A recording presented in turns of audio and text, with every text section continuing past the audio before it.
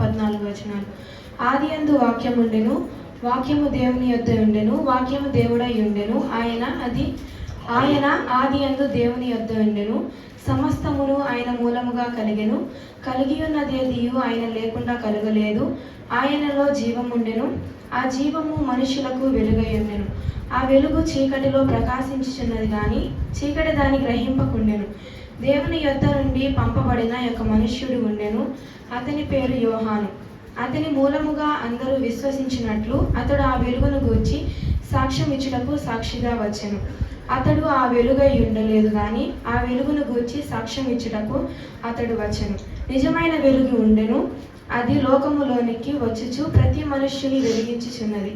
ఆయన లోకములో ఉండెను, లోకం ఆయన మూలముగా కలిగెను, గాని లోకం ఆయనను తెలుసుకొనలేదు. ఆయన తన స్వకీయుల యొద్దకు వచ్చెను, ఆయన స్వకీయులు ఆయనను అంగీకరింపలేదు. తను ఎందరు అంగీకరించిరో వారికందరికీ, అనగా తన నామమందు విశ్వాసం ఉంచిన వారికి దేవుని పిల్లలగుటకు ఆయన అధికారము అనుగ్రహించెను. వారు దేవుని వలన పుట్టిన వారే గాని రక్తము వలనైనను శరీరేచ్ఛ వలనైనను మానుషేచ్ఛ వలనైనను పుట్టిన వారు కారు. ఆ వాక్యము శరీరధారి కృపాసత్య సంపూర్ణుడిగా మన మధ్య నివసించెను. తండ్రి వలన కలిగిన అద్వితీయ కుమారుని మహిమ వలె మనము ఆయన మహిమను కనుగొంటిమి. హల్లెలూయా. వాక్యమును యాకోబుకు తెలియచేసిన వాడని, వాక్యమును యాకోబుకు తెలియచేసిన వాడని, ఏ జనముకి నాగునా చేసి ఉండలేదని దేవునికి స్తోత్రము గానము చేయుటయే మంచిది. మనమందరము స్తుతి గానము చేయుటయే మంచిది.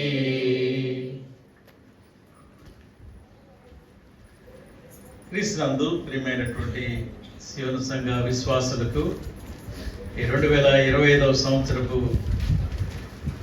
క్రిస్మస్ సీజన్ యొక్క శుభాలు వందనాలు తెలియజేస్తూ ఉన్నాను.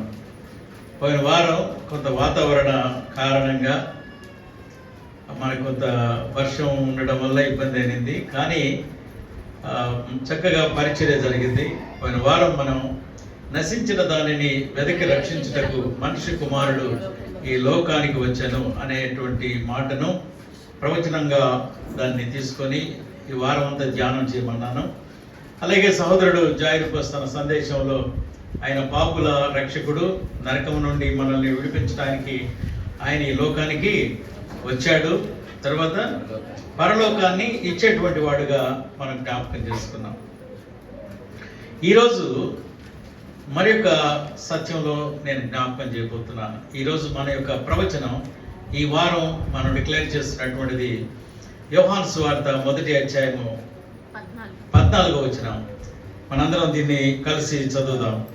ఆ వాక్యము శరీరధారి అయి కృపా సత్య సంపూర్ణునిగా మన మధ్య నివసించను. కాబట్టి దేవుడు, వాక్యమైన దేవుడు కృపా సత్య సంపూర్ణునిగా మన మధ్య నివసించను.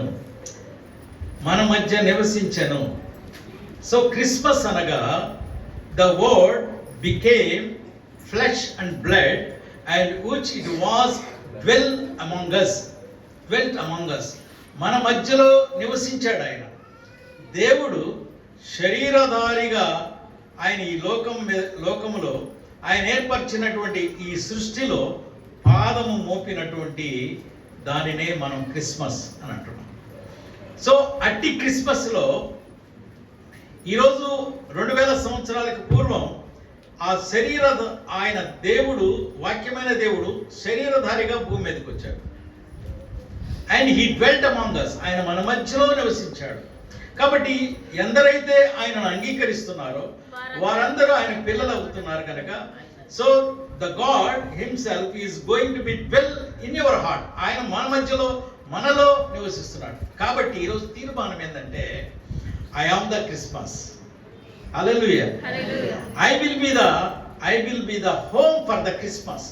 నేను ఈరోజు క్రిస్మస్ని అంటే ఎందుకంటే ఆ వాక్యమైన దేవుడు నీలో నివసిస్తున్నాడు కనుక now you will be the Christmas. అర్థమైందా? అర్థమైందా కుర్రాడు కన్నా? అర్థమైందా అన్నమాట. సో గాడ్ ఈజ్ మన మధ్యలో నివసిస్తున్నాడు, నీలో నివసిస్తున్నాడు. You are the Christmas, you have to be Christmas. నీవు క్రిస్మస్ వలె నీ యొక్క క్రియలు అవి కనిపించాలి. ప్రభులు జ్ఞాపకం చేస్తూ ఉన్నాను. అమ్మ ఇక్కడ చైర్స్ ఒక్కటి ఉంది, ఇక్కడ ఖాళీలు. దేవుని గ్రంథంలో నుంచి మనం చూస్తే కొన్ని ఈ రాసినటువంటి భక్తులు నేను 2 భాగాలుగా, నేను ఒక ఫేజ్ ఒకటి, ఇంకో ఫేజ్, 2 ఫేజ్లతోటి నేను ఈరోజు నా సందేశాన్ని ఇస్తాను. మొదటిది యోహాను అనేటువంటి శిష్యుడు ప్రభువుని గురించి ఏం రాశాడో నేను దీంట్లో మాట్లాడుతూ దాన్ని వివరణ చేస్తూ ఉన్నాను. మత్తయి అనేటువంటి ఆయన రాశాడు, అది యూదుల కొరకు రాశాడు. కాబట్టి ఆయన జీనియాలజీ, ఆయన ఆదాము ఇస్సాకును కనెను, ఇస్సాకు యాకోబును కనెను, అట్లాగా ఇదిగో దావీదు యేసు ప్రభుని కనెను. అంటే గోత్రాన్ని చెప్పుకుంటూ వరుసగా ఆ యొక్క వంశావళిని రాసుకుంటూ వచ్చాడు.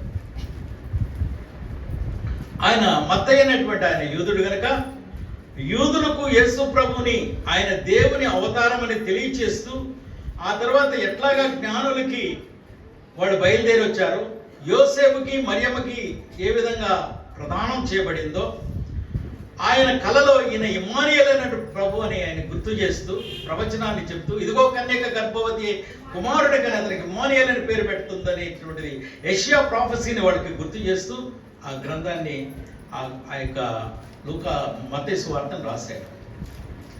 లూకా అనేటువంటి ఆయన యేసు ప్రభు యొక్క 12 మంది శిష్యుల్లో కాదు, కానీ ఒకవేళ ఆయన 70 మంది పెద్దల్లో ఒకడై ఉండొచ్చు. ప్రభువు నమ్మినటువంటి వాడు.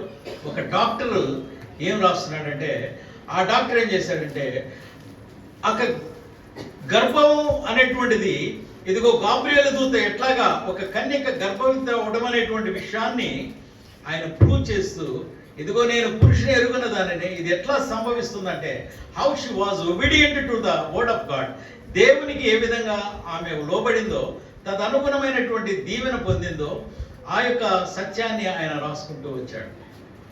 గొర్రెల కాపర్లకి దేవదూత ఎట్లా కనిపించిందో. కాబట్టి లిబరల్గా ఒక డాక్టర్ ఏం రాస్తున్నాడు, ఒక doctor is going to be prove that ఇప్పుడు మనం లాస్ట్ టైం కూడా మనం దాన్ని తెలుగులో సెరోగమే ఏదో అంటారు, సరోగమి. సో అంటే ఆ యొక్క యేసుక్రీస్తు ప్రభు వారి యొక్క ఆ పుట్టుకల గురించి ఆయన డాక్టర్ దాన్ని ప్రూవ్ చేస్తూ రాశాడు. ఆయన వైద్యుడు, బైబిల్లో ఉంటుంది ఆయన వైద్యుడు అని. 3వ అతను యోహాన్ రాస్తూ ఇక్కడ ఏం రాస్తున్నాడంటే, యోహాన్ రాసిన దాంట్లో డిక్లరేషన్, ఆది యందు వాక్యం ఉండెను, వాక్యము దేవుని యొద్ద ఉండెను, వాక్యము దేవుడై ఉండెను, సమస్తం ఆయన మూలముగా కలిగెను, కలిగి ఉన్నదేదియో ఆయన లేకుండా కలగలేదు, ఆయనలో జీవం ఉండెను, ఆ జీవం మనుషులకు వెలుగై ఉండెను, ఆ వెలుగు లేక ఆ వాక్యము కృపా సత్య సంపూర్ణునిగా. సో ఈ క్రియేషన్ చేసినటువంటి ఆయన, ఈ సృష్టికర్త అయిన దేవుడు, ఆయన వాక్యమైనటువంటి వాడు, ఆయన మన మధ్యలోకి శరీరధారిగా రక్త మాంసాల్లోకి ఆయన వచ్చాడు అని మనకి వివరణ ఇస్తూ ఉన్నాడు. So the origin of the ఆ యేసుక్రీస్తు ప్రభు ఎవరు అనేటువంటిది ఇస్ ద గాడ్ అని చెప్తున్నాడు. మత్తయి రాసిన విధానము, లూకా పరిచయం చేసిన విధానం, యోహాను పరిచయం చేస్తున్న విధానంలో ఈయన సృష్టికర్త అయినవాడు. God, he became the son of God, ఆయన దేవుని కుమారుడు అవతారాన్ని తీసుకొని వచ్చాడు అనే మాటని ఆయన మనకు తెలియజేస్తున్నాడు. ఇక్కడ ఈ బైబిల్ భాగంలో మనం చూసినట్లయితే, కలిగి ఉన్నదేదియు ఆయన లేకుండా కలగలేదు. నథింగ్, ఆయన లేకుండా, without him there is nothing, ఆయన లేకుండా ఏది కలగలేదు అనే మాటని ప్రత్యేకించి ఆయన రాస్తూ ఉన్నాడు. క్రీస్తునందు ప్రియమైన వర్లరా, ఈరోజు నేను ఒక చిన్న ఈ అడ్వెంట్ అంటే ఆయన గురించి ఎదురు చూస్తున్నటువంటి ఈ దినంలో ప్రత్యేకించి నేను జ్ఞాపకం చేస్తున్న మాట ఈ 7వ వచనంలో 6వ వచనంలో, దేవుని యొద్ద నుండి పంపబడిన ఒక మనుష్యుడు ఉండెను, అతని పేరు యోహాను. అతని మూలముగా అందరూ విశ్వసించినట్లు అతడు ఆ వెలుగును గురించి సాక్ష్యం ఇచ్చుటకు సాక్షిగా వచ్చాడు. ఈరోజు యేసు ప్రభువుని గురించి, ఆ వెలుగును గురించి చెప్పడానికి ఒక సాక్షి లోకానికి వచ్చాడు. ఆయన పేరు బాప్తిసం ఇచ్చే జాన్ బ్యాప్టిస్ట్, బాప్తిసం ఇచ్చే యోహాను. ఇది రాసింది ఎవరు? యేసు ప్రభు శిష్యులలో ఒకడైనటువంటి యోహాను రాశాడు. అతని పేరు యోహాను. ఆ యోహాను ఎవరి గురించి రాస్తూ ఉన్నాడు? ఒక మాట, బాప్తిసం ఇచ్చే యోహాను. ఈరోజు మనం బిగినింగ్లో అనుకున్నాం, యేసయ్య 2025 సంవత్సరాల క్రితం ఆయన ఈ లోకానికి పుట్టడాన్ని మనం క్రిస్మస్గా జరుపుకుంటున్నాం. ఈరోజు ఆ యేసయ్య నీ శరీరంలో, నీలో పుట్టి ఉన్నాడు కనుక, ఎప్పుడైతే నువ్వు ఆయన్ని సొంత రక్షకుడుగా అంగీకరిస్తున్నావో, ఆయన పిల్లలకు నీకు అధికారం ఇచ్చాడు కనుక, ఈరోజు నీవు you became the willing place of the Jesus. అంటే నీవే ఒక క్రిస్మస్గా కనిపించాలి. ఆ మాట మీకు అర్థమవుతుందా? You are the Christmas because he was already born in you. When you accept him as a son of God, ఆయనను ఎప్పుడైతే నువ్వు యాక్సెప్ట్ చేస్తున్నావో, యాజ్ ఎ సేవియర్గా నువ్వు ఎప్పుడైతే ఆయన రక్షకుడుగా నువ్వు అంగీకరిస్తున్నావో, ఆయన నీలో ఉంటూ ఉన్నాడు. కాబట్టి మన పనులు, మన జీవితం, మనవన్నీ కూడా ఆ యొక్క సాక్షిగా ఉండాలి. రాత్రి నేను ఒక చిన్న విషయాన్ని నేను మాట్లాడాను. అదేంటంటే, దేవుడు తన పనిని ఎవరికి ఇస్తాడు అని అంటే యథార్థవంతులకే ఇస్తాడు. To do the work. సత్యమును మాట్లాడడం అనేటువంటిది రాత్రి నేను ఒక మాట సన్నివేశంలో పరిచయం చేశాను. ఆయన లోకానికి ఆయన వెలుగై ఉన్నాడు. ఆ వెలుగులో సహానుభవము, సహవాసం కలిగిన వారు మనం కూడా చీకటిలో ఆ వెలుగు సంబంధము చీకటి సంబంధాలుగా ఉండకుండా అన్యోన్య సహవాసము కలిగిన వారమై ఆ యొక్క వెలుగులో నడిచే వారంగా ఉండాలి. కాబట్టి నేను ఒక వ్యక్తిని ఎగ్జాంపుల్ చెప్పాను. అది ఎవరంటే సమరీ స్త్రీ దగ్గర ఆయన మాట్లాడుతున్నప్పుడు, నువ్వు యూదుడువా అంటది ఒక్క మాటే. తర్వాత యాకోబు కంటే గొప్పవాడివా అని రెండోసారి గుర్తిస్తున్నారు. కానీ అక్కడ సంభాషణలో ఏముంటుందంటే, ఆ ప్రభు అడుగుతాడు, యేసయ్య అడుగుతాడు, అమ్మా నేనిచ్చే నీళ్లు తాగితే నువ్వు ఎప్పుడు కూడా తప్పికగా.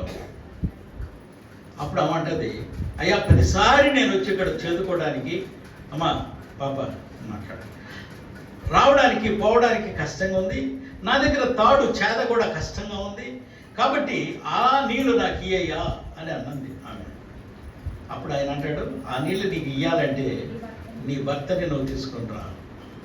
అప్పుడు ఏమంటది, నాకు భర్తలు లేడు, నాకు పెనిమిటి లేడయ్యా, భర్త లేడు. అక్కడ సంభాషణలో యేసయ్య చెప్పేది ఏంటంటే, ఎస్ అవును, నువ్వు సత్యమే చెప్పావు, నువ్వు సత్యం చెప్పావు. ఇక్కడ మనం చాలాసార్లు ఈ సన్నివేశం దాటి వెళ్తుంటాము, కానీ కొంచెం నిలబడి గమనిస్తే షీ యాక్సెప్టెడ్ ద ట్రూత్. సత్యాన్ని మాట్లాడతాం. రాత్రి నేను విశ్లేషించిన విషయం ఏంటంటే, యేసుప్రభు నీ భర్త తీసుకురా అంటే, ఇప్పుడు ఎవరితోటో ఒకరితోటి ఉంది, ఆమె అందరికి ఒకరితోటి ఉంది, ఈడే నా భర్తని పట్టుకురావచ్చు. ఏమైనా రాత్రి నేను మాట్లాడమాట, ఏడా ఆధార్ కార్డులు ఏ అమ్మా పెళ్ళి ఆధార్ కార్డు అని అడుగుతాడా? ఎస్ఏ అడగడు. ఒకవేళ ఈమె ఈయన పెద్ద ప్రవక్తని కూడా అప్పటికి అంచనా వేయలే. కానీ మామూలుగా ఏదో ఒకటి చాటుగా నేను భర్త లేనమ్మా అది ఇదే ఏదో మాట చెప్పడం కంటే ఆమె ఏదో ఒకటి తీసుకురావడానికి ప్లాన్ చేయొచ్చు. కానీ ఆమె నిజం మాట్లాడేది. ఇక్కడ మనం అర్థం చేసుకోవాల్సింది ఏంటంటే, అక్కడ యేసయ్య ఏమంటాడంటే, నిజమే, నువ్వు సత్యం మాట్లాడావు. దేవుడు చెప్తున్నాడు, నువ్వు సత్యం మాట్లాడావు. ఎప్పుడైతే సత్యం మాట్లాడావన్నాడో దెన్ హీ అసైన్డ్ ఆమెకి ఏ జీవజలాలు ఇస్తానన్నాడో ఆ జీవజలాలు ఆమెకి ఇచ్చాడు. అందుకనే ఆమె ఆ సుకారాల కుండ అక్కడ బావి దగ్గర కుండ వదిలేసి ఆ నిత్య జీవజలాల గురించి, క్రీస్తుని గురించి ప్రకటించడానికి పరిగెత్తింది. She was the first evangelist in the Bible. బైబిల్లో మొట్టమొదటి కొత్త నిబంధనలో మొట్టమొదటి సువార్త చేసింది శిష్యులు కాదు, చేసింది ఎవరు?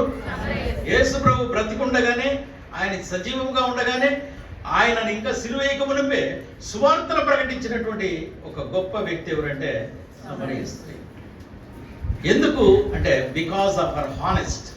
ఆమె యథార్థతల గురించి సర్టిఫై చేస్తా ఉన్నాడు.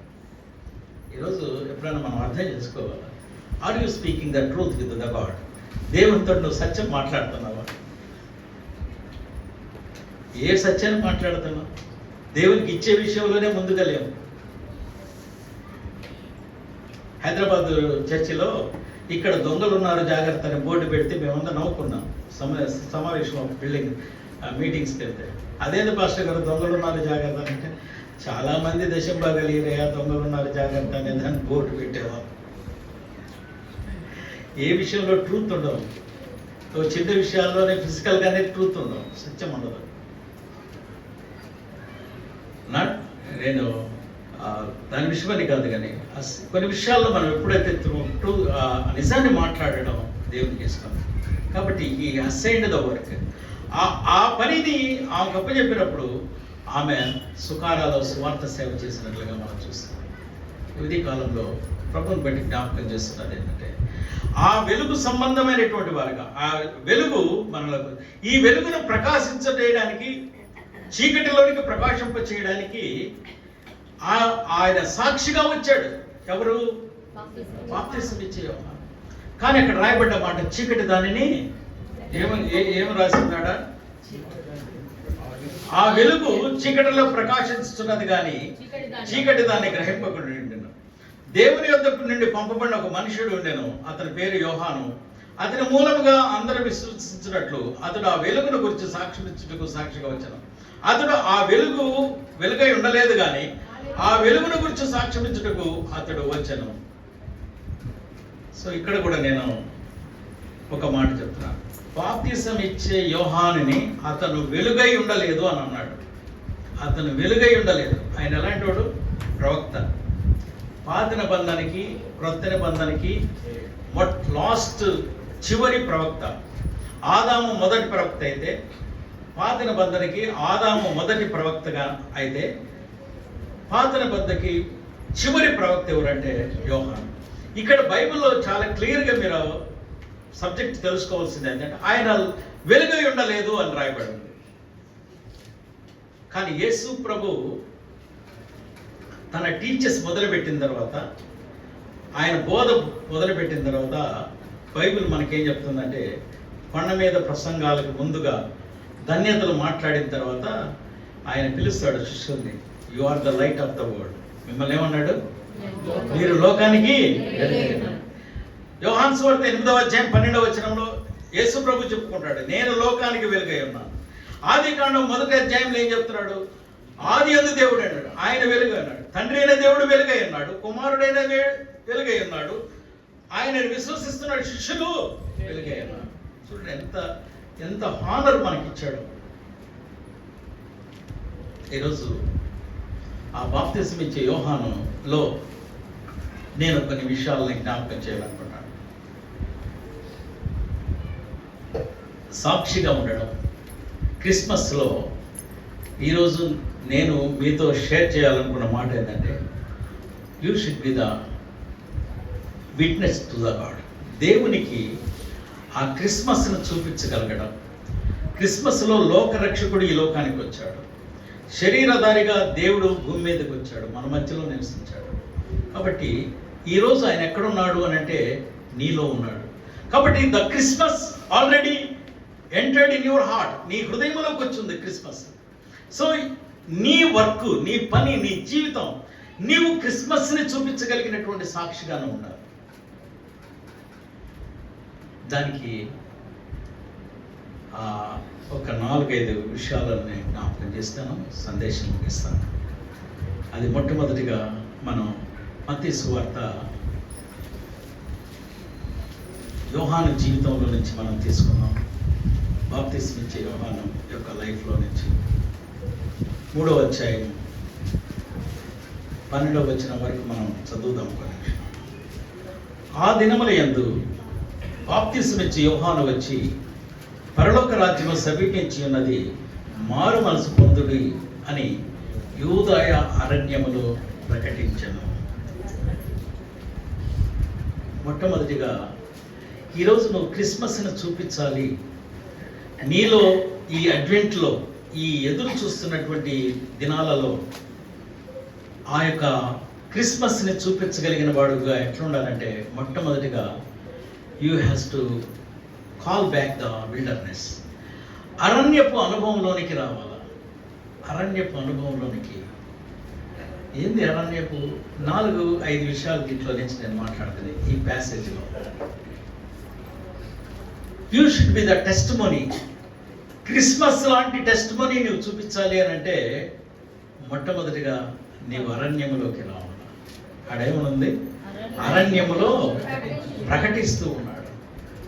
అరణ్యము అంటే it is without any noise కదా, ఏకాంతం లాంటిది. అరణ్యాలకు ఎప్పుడైనా వెళ్ళినప్పుడు చాలా సైలెంట్గా ఉంటుంది. ఎందుకంటే నాకు చాలా ఎక్స్పీరియన్స్ ఉన్నాయి కొన్ని విషయాలు. ఒరిస్సాలో కానీ కొన్నిసార్లు నేను ఇక్కడికి కాకినాడ దగ్గర అభయారణ్యం అని ఉంది, సముద్రం దగ్గర. చాలా పక్షులు అవి మాత్రమే ఉంటాయి. ఒకవేళ టూరిస్టులు వస్తే అంతేగాని చాలా సైలెంట్గా ఉంటారు. కాబట్టి ఇప్పుడు అరణ్యం అనుభవం అంటే ఏదో కష్టాలు కాదు. నేను ఇక్కడ మనం సెన్సిబుల్ కష్టాల సంగతి కాదు. నీవు నీ జీవితంలో సెల్ ఫోన్లు పక్కన పెట్టు. నీ జీవితంలో అనేక మంది స్నేహితులని పక్కన పెట్టు. రకరకాలైనటువంటి ఆలోచనల్ని పక్కన పెట్టు. నువ్వు కొద్ది నిమిషాలు దేవుని ఈ అడ్వెంట్లో, ఈ ఎదురు చూస్తున్న సమయంలో, ఈ క్రిస్మస్ దినాలలో నీవు ఒక అరణ్యపు అనుభవంలోనికి రా. దట్ మీన్స్ దాని అర్థం ఏంటంటే విల్డర్నెస్ అనేది a place for without noise. ఒకలాంటి and it will be the place to listen. వినేదానికి ఓ అని అరిస్తే అది శబ్దం ఎక్కువ శబ్దంతో వచ్చేస్తుంది, వినగలం. నువ్వు రణరంధ్ర ధోరణలో ఉన్నావు. పొద్దున కావాలి, నేను ఇక్కడ మైక్ పెట్టున్నారు, శ్రీకాంత్ మెర్సీ ఉన్నారు. అక్కడి నుంచి నేను గట్టిగా అరుస్తూ ఉన్నా, అమ్మ కాఫీ తీసుకెళ్ళు అని. ఆ మైక్ వినిపించట్లా. కారణం ఏంటి? సౌండ్. ఈరోజు నీవు ఉన్నటువంటి where you are living the place, it is totally covered with the noise. అనేక రకాల మనుషులు, శబ్దాలు, గందరగోళంగా ఉన్నటువంటి ఒక ప్రపంచంలో మనం ఉన్నాం. ఈరోజు can you give a quiet time to the God? దేవునికి ఈ క్రిస్మస్ కాలంలో ఒక ఏకాంతాన్ని మనం ఇద్దాం. Come to the wilderness. Wilderness it's not the curse. ఇక్కడ అది శాపానికి కాదు, కష్టానికి కాదు. నేను ఇక్కడ అంటున్నమాట, ప్రకటిస్తున్నటువంటి ఆ అరణ్యము, ఆ అరణ్యమునికి మనం రావడం అనేటువంటిది ఏంటంటే దేవునితో ఏకాంతాన్ని కలిగి ఉండడం, ఆయన మాటని వినగలిగిన వాడు. మనుషుల యొక్క ఈ సెల్ ఫోన్ ప్రపంచంలో నుంచి, లేక మనుషుల యొక్క పరిస్థితుల్లో నుంచి నువ్వు బయటికి రావాలి. నేను భీమవరం నుంచి వస్తా ఉంటే నా బెర్త్కి ముందు ఒక అతను కూర్చున్నాడు. ఎక్కడికి వెళ్తున్నావు? ఎవరు నేనంటే, సార్ నేను అరుణాచలం వెళ్తున్నాను. ఏం చేస్తుంటావు? మేము మెకానిక్ అండి. మెకానిక్. సరే ఎందుకు వెళ్తున్నావా అంటే, సార్ నేను ఉదయం నుంచి నన్ను ఎవరు ఖాళీగా ఉంచరు అని చెప్తానే ఉంటారు. ఆ శబ్దాలు ఎన్నిటిలో నుంచి ఐ వాంట్ టు ఐసోలేట్. నేను దేవుడి సన్నిధిలోనికి, ఒక దైవత్వం ఉండే ప్రదేశానికి నన్ను నేను అయితే నీ సెల్ ఫోను, నేను అక్కడే ఉన్నాను, నీ సెల్ ఫోను గీగిన మోగింది. అప్పుడు ఆ రాడ్ అక్కడ ఉంది, ఈ రాడ్ ఇక్కడ ఉంది అని చెప్తున్నాడు. ఏమయ్యా నేను వదలటం లేదు కదా అన్నాను. సార్ నేను కాట్పాడే వరకే దీన్ని పెట్టుకుంటాను, ఆ తర్వాత నేను దీన్ని ఆఫ్ చేసుకుంటాను. 3 రోజులు నేను రాను సార్, 3 రోజులు నేను I want to be alone. ఎవరు ఒక అన్య దేవతల కోసం లేక వాళ్ళ యొక్క భక్తి ఎలాగా ఉందంటే వాళ్ళు వెళ్తూ ఉన్నారు. అసలు నీకు తెలియదా, మీకు కొన్ని స్పెషల్ ట్రైన్స్ వేస్తూ ఉన్నారు. చర్చికి రండిరా నాయన అంటే మగవాళ్ళు అసలు చర్చికి రావడం మనలో ఎదుగుతున్నారు. మీరు ఒక్కోడి కిందకి 30 ఏళ్ళు వచ్చి ఉన్నాయి. ఇంకా మీరు ఒకసారి నేను సబ్జెక్ట్ క్లియర్ కాదు నాది, కానీ నేను ఒక వచనాన్ని మీకు చూపిస్తాను. నిర్గమకాండము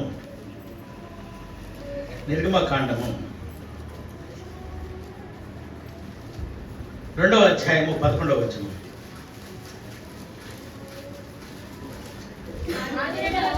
అమ్మా ఒక్కరు చదవండి, ఒక్కరు మైక్ లో పెట్టుకొని చదువు. బాను చదవండి. ఆ దినములలో మోషే పెద్దవాడై తన జనుల యొద్దకు పోయి వారి భారములను చూశాడు. ఇక్కడ ఏం జరుగుతుందంటే, అతను మోషే పెద్దవాడైన తర్వాత అక్కడ ఒక ఎమోషనల్ వర్క్ ఉంది. వాళ్ళని హెబ్రీల్ని ఒకడు ఏదో అవతల ఐగుప్తీయుడు ఏదంటే, అరే బాబు మీకు పుణ్యం ఉంటుంది, కొద్దిసేపు కూర్చోండి ఆయన. అది పెద్దవాడైనప్పుడు పెద్దవాడయ్యాడు, ఒకరిని చంపేశాడు. అమ్మ మీరు ఊరికి కదులుతూ ఉంటే నాకు డిస్టర్బెన్స్గా ఉంటుంది, పిల్లలు కొంచెం కంట్రోల్ చేసుకోవడం. పెద్దవాడైనప్పుడు బైబిల్లో ఉన్నమాట, పెద్దవాడైనప్పుడు జను దగ్గరికి వెళ్ళాడు. హీ బికేమ్ ఎమోషన్ ఉంది కొంత, అందుకని మనోడిని ఏదో చేస్తుంటే కొట్టి చంపేసేసాడు. ఒక్కసారి మళ్ళా హెబ్రీ పత్రిక రండి, 11వ అధ్యాయము 24వ వచనం. ఒక్క మాట చెప్పి నేను మోషే పెద్దవాడైనప్పుడు విశ్వాసమును బట్టి ఐగుప్తు ధనము కంటే క్రీస్తు విషయమైన నింద గొప్ప భాగ్యమని ఎంచుకొని అల్పకాల పాప భోగములు అనుభవించుట కంటే దేవుని ప్రజలతో శ్రమ అనుభవించుట మేలని యోచించి ఫరో కుమార్తె యొక్క కుమారుడు అనిపించుకున్నట్టుకు ఒప్పుకొనలేదు. కానీ ఏదైనగా అతడు ప్రతిఫలముగా కలగబోవు బహుమానమందు దృష్టించాడు. That maturity. అక్కడ పెద్దవాడైనప్పుడు కొంత ఎమోషన్ ఉంది, అంటే వాళ్ళోళ్ళు ఏదో అనేళ్ళకి గొడవ పడ్డాడు, యవనస్తులుగా పెద్దవాడయ్యాడు. కానీ ఇక్కడ పెద్దవాడైనప్పుడు ఎట్టున్నాడు, పరిపక్వత వచ్చేసాడు. అయ్యా చర్చిలో ఉంటున్న పిల్లలు, పెళ్ళిళ్ళైన వాళ్ళు దేవుని మందిరానికి రండి అయ్యా. ఒక ఎమోషన్ కాలం ఉంది, నేను కాదంటావా. ఒక ఎమోషన్ కాలం, మీరు మీ బిడ్డలను సంపాదించాలా, పెట్టాలా, తిరగాల, అది వాస్తవమే. కానీ ఆధ్యాత్మికమైన ఎదుగుదల కావాలి. ఎంతకాలం భూమి మీద జీవిస్తున్నాం. నిన్న మధ్యాహ్నం నాకు చెప్తా ఉంది, కాజా పూల కొట్టు అబ్బాయి గబగబ వచ్చి పూలిచ్చిపోయాడట ఇడంతా అల్లమని. ఇంటికి పోయి ఒక 2 hours తర్వాత ఒకవేళ ఈరోజు ప్రిపేర్ అయ్యి ఉంటుంది, అంతలో కనిపించి ఇంతలో మాయమైపోయే పరిస్థితి. How long you are will be the same.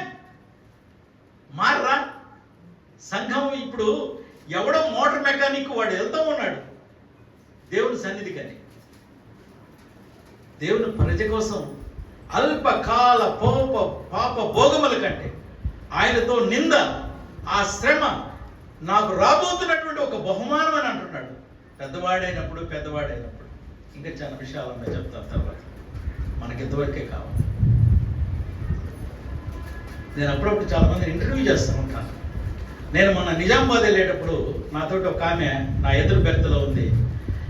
ఆమె తివరికి లేచలేక పెద్దపల్లి దగ్గర నేను ఆమె చూశాను, ఆమె నన్ను చూసింది. ఆమెకి ఒక 65-66 ఏళ్ళు ఉంటాయి. ఆమె టీచర్గా రిటైర్ అయిందంట.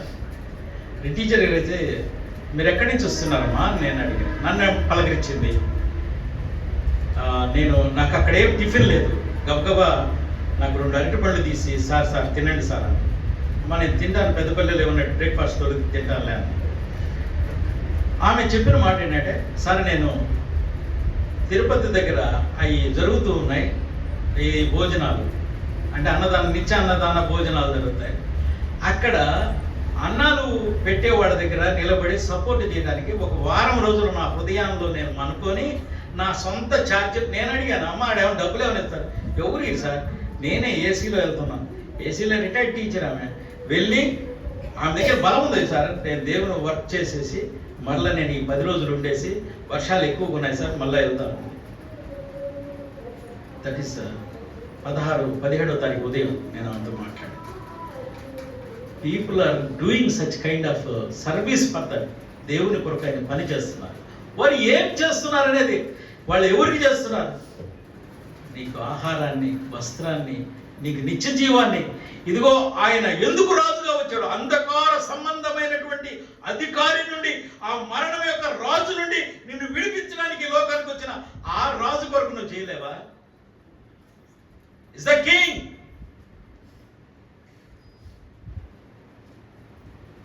ఆ కింగ్ కోసం చేయలేము మనం, తప్పించుకున్నాం. కనీసం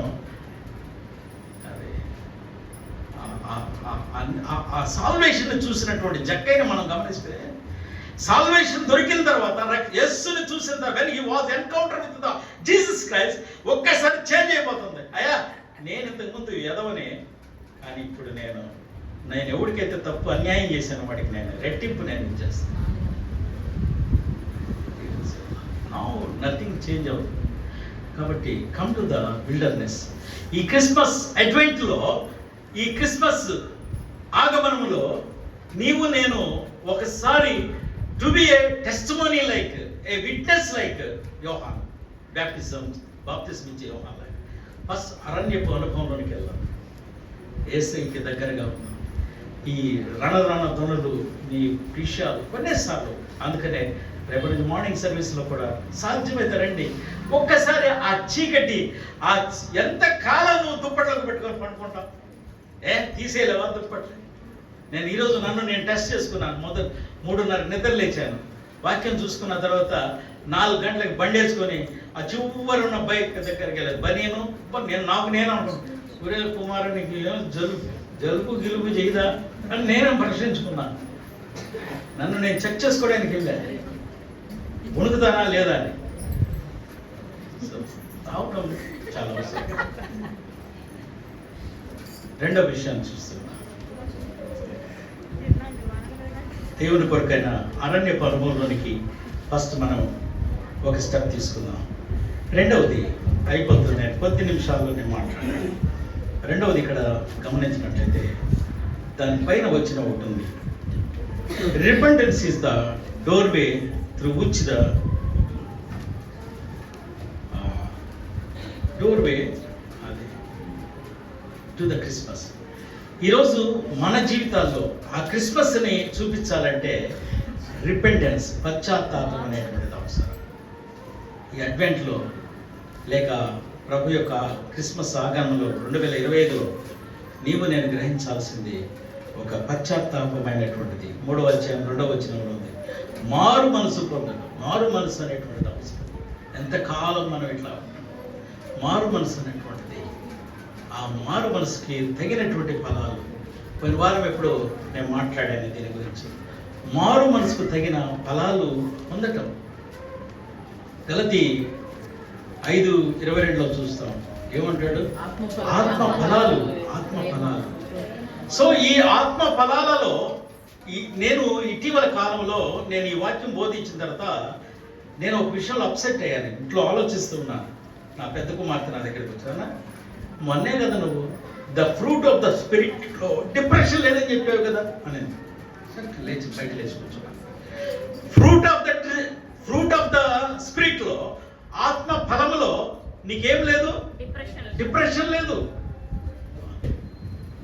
క్రీస్తునందు ప్రియమైన వాళ్ళ, ఆ మారు మనసు అనేటువంటిది నీవు నేను కలిగి ఉన్నాను.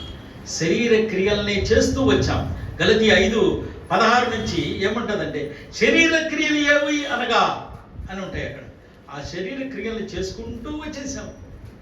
నువ్వు ఆత్మను పొంది ఆత్మలో పుట్టినటువంటి వాడవైతే, ఈ శరీరంతో ఆదాముతో పుట్టాము బైబిల్ చెప్తుంది. ఇదిగో కడపటి ఆదామైనటువంటి యేసులో ఆత్మానుసారంగా పుట్టాము. సో ఆత్మానుసారంగా పుట్టినటువంటి వారు ఆత్మీయమైన ఫలాలతో ఉండాలా? సో ఆత్మ ఫలాలు మన జీవితాల్లో కనిపించాలి. ఎన్నో సంవత్సరాలుగా మారు మనసు పొంది ఎన్ని సంవత్సరాలు అవుతుంది, మారు మనసు పొంది రక్షణ పొంది, కానీ ఏయి ఫ్రూట్స్ అయ్యి ఎంతకంత కనిపిస్తున్నాయా? ఒక్క పండన్న కనిపిస్తుందా? ఆ క్యారెక్టర్స్ 9 ఆత్మ ఫలాల యొక్క పరిస్థితి ఒక్కటన్నా ఉందా? ప్రభుని ఎంతకాలం అని నువ్వు ఎంతకాలం ఇందు నిమిత్తమే కదా అన్ని జనుల్లో అవమానపడతాం. మనం ఏమి బోధిస్తున్నామో జ్ఞాపకం చేసుకుంటాం. సో మొట్టమొదటిగా మన రణరణ ధునుల నుండి ఏకాంతానికి వద్దాం. మారు మనసు అనుభవాన్ని ఒకసారి చెక్ చేసుకుందాం. 3వ విషయానికి వస్తున్నాం. 3వ అధ్యాయము ఇక్కడ 11వ వచనాన్ని చూద్దాం. మారు మనసు నిమిత్తము నేను నీళ్ళలో మీకు బాప్తిస్మం ఇచ్చుచున్నాను. 8వ వచనం కంప్లీట్. మారు మనసుకు తగిన ఫలాలు ఫలించండి. అయిపోయింది అది. మారు మనసు తగిన ఫలాలు ఫలించండి. 8వ వచనం అయిపోయింది. ఇప్పుడు 11వ వచనం చూద్దాం. మారు మనసు నిమిత్తము నేను నీళ్ళలో మీకు బాప్తిస్మం ఇచ్చుచున్నాను. అయితే నా వెనక వచ్చుచున్నవాడు నాకంటే శక్తిమంతుడు. ఆయన చెప్పుల మోయటకైనను నేను పాత్రుడను కాను. ఆయన పరిశుద్ధాత్మలోను అగ్నితోనూ మీకు బాప్తిస్మం ఇచ్చును. రైట్. 3వ క్యారెక్టర్ ఏంటంటే బాప్తిస్మం ఇచ్చే యోహాను యొక్క సాక్ష్యంలో సో హ్యూమిలిటీ, తగ్గించుకున్నటువంటి వాడు. ఏమని తగ్గించుకుంటున్నాడు? నా వెనక వచ్చేవాడు నాకంటే శక్తివంతుడు. ఆయన చెప్పుల ఈరోజు చాలా మంది ఏంటంటే నేనంటే కుమారికి మార్గం చూపించిందని అంటాం, లేకపోతే ఇంకోటి చూపించాను. ఎవడు గొప్పవాడు చెప్పుకుంటుంటాడు. ఆ రోజులో బాప్తిసం ఇచ్చే యోహాను యేసుప్రభు పుట్టున్నాడు, కానీ యేసుప్రభు బయటికి రాలేదు ఇంకా. కానీ యోహాను గురించి ఊరంతా అది ఒక పెద్దగా తెలిసిపోయింది. ఫాలో అప్ ఎక్కువైపోయింది. జనము అరణ్యములు ఆయనంటే అరణ్యం దగ్గరికి జనం వెళ్ళిపోతా ఉన్నారు. అంత గొప్ప ప్రవక్తగా మనుషులు, ఆయన మాటలు వేరుగా ఉన్నాయి. ఎవరైనా గర్వంగా చెప్పుకోవచ్చు. కానీ యోహాను ఏం చెప్తున్నాడు? నేను ఆయన చెప్పులు వారిప్పడానికి కూడా నేను ఈరోజు తగ్గించుకోగలుగుతున్నామా? మనల్ని మనం తగ్గించుకోగలుగుతున్నామా? క్రిస్మస్, నీలో క్రిస్మస్. ఈరోజు మనం ఏంటంటే ఏం టైటిల్ ఇచ్చాను దానికి? You are the home to the Christmas. నువ్వు ఈరోజు క్రిస్మస్ నీలో ఉంది. క్రిస్మస్ నీలో క్రిస్మస్ ఉన్నారంటే ఈ క్రిస్మస్ సీజన్లో ఫస్ట్ నీకు అరణ్యము అనుభవంలోనికి రా, ఏకాంతానికి రా, ఆయన స్వరాన్ని వినేవాడిగా ఉండు. ఒకసారి నీ పశ్చాత్తాపాన్ని చెక్ చేసుకో, రిపెంటెన్స్ని చెక్ చేసుకో. మారు మనసుకు తగిన ఫ్రూట్స్ నీ దగ్గర చూడు, ఫలాలు పండినయా లేదా. 3వది, నువ్వు దేవుని కంటే అన్ని విషయాలు హెచ్చించుకుంటున్నావేమో, లగ్జరీస్ లేకపోతే ఇంకోటి ప్రభు కొరకు కొంత ఏమి. కొంతమంది భక్తులు చెప్పులు లేకుండా నడిచిపోతా ఉన్నారే, ఆయన కోసం తగ్గించుకోలేవా? ఫ్యాన్ పని చేయకపోతేనే పాస్టర్ ఏం పాస్టర్ అంటుంటాం. సరిగ్గా ఇది లేకపోతే మనం ఏదేదో అంటుంటాం. ఒక అరగంట గంట సేపు కూర్చున్నారు రోజు. ఒకసారి ఆ రోడ్డు మీద చూడండి, సైకిల్ వేసుకొని గుర్రునే వెళ్తా ఉన్నారు భక్తి కొరకు. చెప్పులు లేకుండా నడిచిపోతున్న ఆడవాళ్ళని చూస్తున్నాను నేను. ఏ దేవుని కొరకు పని చేయలేరా? దేవుని కొరకు ఇచ్చేవాళ్ళని కూడా చూస్తుంటాం మనం. 7 వారాలు నగలిచ్చేసి వస్తుంటుంది. కానీ మనం ఏమి చూడమంటే ఈ దేవుడికి అట్టటి ఏం అక్కర్లేదు. పరిచర్య చేయండి చాలు.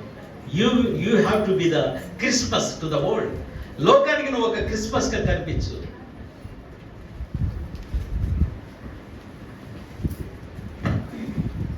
క్రిస్మస్ ప్రియమైన వాళ్ళు జ్ఞాపకానికి తీసుకుంటారా?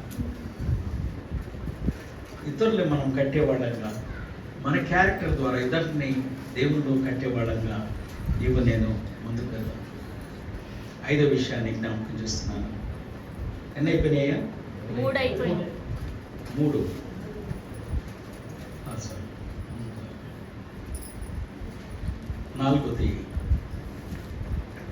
నాలుగోది ఫెయిత్ అనేటువంటి చూస్తాను. ఫెయిత్ ఆయనలో ఉన్నటువంటి నమ్మకం. బైబిల్లో మనం ఈ వచనాల్లో చూస్తే బాప్తిస్మం ఇచ్చే యోహాను ఆయనకున్నటువంటి ఫెయిత్, ఆయన మీద ఉన్నటువంటి ఇదే వచనంలోనే ఆయన బాప్తిస్మం ఇచ్చే యోహాను, ఆయన చెప్పులు విప్పుటకు నేను పాత్రుడు కాదు, ఆయన పరిశుద్ధాత్మలో మీకు బాప్తిస్మం ఇచ్చాను.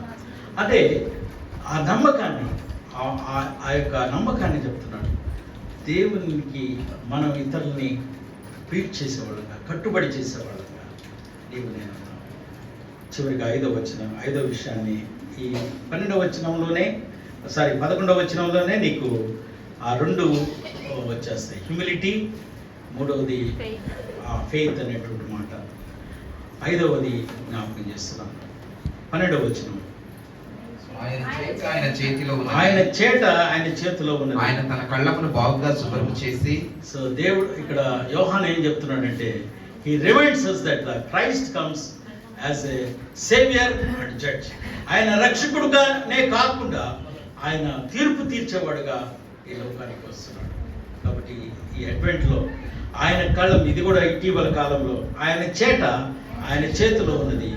ఆయన తన కళ్ళమును బాగుగా శుభ్రం చేసి గోధుమలను కొట్టులో పోసి ఆరని అగ్నిలో పొట్టును కాల్చివేయనని చెప్పారు. ఇది యోహాను జీవించిన విధానాన్ని మనం జ్ఞాపకానికి తీసుకుంటే, బాప్తిస్మం ఇచ్చే యోహాను చివరిగా చెప్తున్న మాట ఏంటంటే, ఆయన చేతిలో ఆయన చేట ఉన్నది, ఆయన కళ్ళములో బాగుగా శుభ్రము. Saviour, not only saviour but also the judge. ఆయన తీర్పు తీర్చడానికి వచ్చేటువంటి వాడుగా ఉన్నాడు. ఈరోజు జ్ఞాపకం చేసుకుందాం, మత్తయి సువార్తలో 13వ అధ్యాయంలో అనుకుంటాను, అక్కడ ఉన్నటువంటి మాట, ఇదిగో మనం ఆయన పొలంలో ఉన్నాము. నువ్వు గోధుమలనే విత్తాడు దేవుడు, కానీ గురుగులను విత్తడానికి ఒకసారి రెండింటిని తీసేయమని చెప్పలే. ఒకవేళ గురువు తీసేస్తే గోధుమ కూడా పైకి వచ్చేస్తుంది. కాబట్టి ఉంటేసే అవి ఫలించినప్పుడు గురుగుల్ని కోసి ఆ అగ్నిలో వేద్దాం, గోధుమల్ని పొట్టులోకి వేస్తాం. దట్ ఈస్ ద తీర్పు. అది జడ్జిమెంట్ దేవుడు ఇవ్వబోతుంది. క్రీస్తునందు ప్రియమైన వారు, ఈరోజు నీలో నేను క్రిస్మస్ని ఏం చెప్దాం? నేను Christmas, my home will be the Christmas. ఎక్కడ నీ హోమ్ ఉంది? నీ హృదయంలో.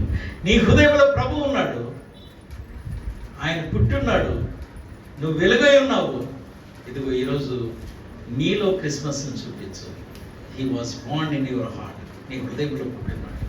ఇదిగో 2025 సంవత్సరాల క్రితం ఆయన బెత్లెహేములో పుట్టాడు, కానీ ఈరోజు నీ హృదయంలో, ఆ పశువుల తుట్టిలో పుట్టినటువంటి ఆయన ఇదిగో నీ హృదయంలో పుట్టాడు.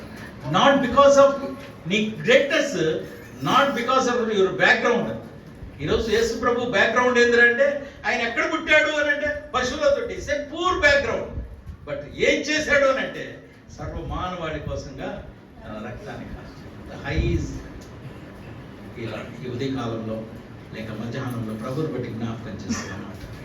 నువ్వు ఈ అడ్వెంట్లో, క్రిస్మస్ అడ్వెంట్లో నీవు ఖచ్చితంగా ఒక క్రిస్మస్ నీ హృదయంలో నీవు క్రిస్మస్గా మారాలి. You have to change as a Christmas because the son of God was Born in your heart. ఆయన హృదయంలో మనం పుట్టేవాడు కాబట్టి నీవు క్రిస్మస్గా ఉన్నావు. నువ్వు క్రిస్మస్గా ఉన్నప్పుడు ఈ అడ్వెంట్లో 1 ఇదిగో అరణ్యపు అనుభవానికి వద్దాం. 2 మారు మనసు చూద్దాం, మారు మనసు తగిన ఫలాలు ఫలిద్దాం. 3వది ఫెయిత్ కలిగి ఉందాం, విశ్వాసాన్ని. ఆయన బాప్తిస్మం ఇదిగో నీటి ద్వారా కాదు, ఆయన హోలీ స్పిరిట్ని మనకి ఇచ్చేటువంటి వాడు. 4వది ఆయన తగ్గింపుని కలిగి ఉన్నాం. 5వది ఆయన చెప్తున్నటువంటి టీచింగ్. ఆయన రక్షకుడే కాదు, ఆయన జడ్జ్ అయి ఉన్నాడు. కనుక ఈ మధ్యాహ్నంలో ఒకసారి ప్రభుని జ్ఞాపకం చేసుకుందాం. యోహాను సువార్తలో యోహాను చెప్పిన మాటను, ఇదిగో బాప్తిస్మం ఇచ్చే యోహాను ఏ విధంగా ప్రభు కొరకైన సాక్షిగా ఉన్నాడో, నేను ఆ జీవితాల్లో ఆ సాక్షిగా ఉండేదానికి ప్రయత్నం చేద్దాం. ప్రార్థన చేసుకుందాం.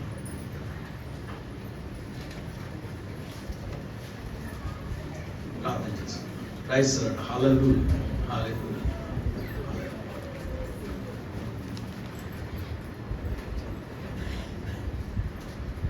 సర్వోన్నతుడా నీకు స్తోత్రాలు.